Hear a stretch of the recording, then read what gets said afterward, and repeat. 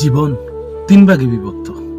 শৈশব শুরু হয় এক অদ্ভুত মধুর ব্যস্ততায়।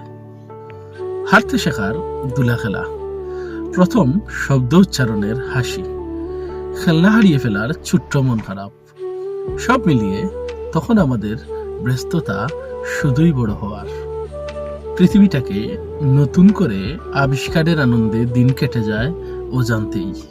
তারপর আস্তে আস্তে আসে কৈশোর, স্বপ্নে পড়া এক অস্থির সময়, নিজেকে চিনতে শেখা, নিজের জায়গা করে নেওয়া, সমাজ, সংসারে, ভালোবাসা, নিয়ম এইসবের মাঝে টিকে থাকার চেষ্টা। এখনকার ব্যস্ততা শৈশবের মতো সরল নয়। এবার সেটা দায়িত্বের, প্রতিযোগিতার, ভবিষ্যৎ গড়ার ব্যস্ততা। এই সময়টায় মানুষ সবচেয়ে বেশি দৌড়ায়, মানুষের সাথে, সময়ের সাথে, নিজের সাথে।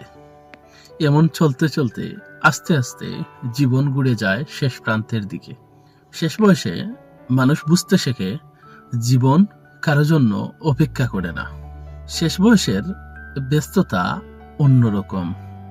সারা জীবনের স্মৃতি গুছিয়ে রাখা, যাদের ভালোবেসেছি তাদের মুখগুলো মনে রাখা, মনের ভেতর সব জমে থাকা কথা বলার চেষ্টা, আর নিঃশব্দ প্রস্তুতি যাওয়ার।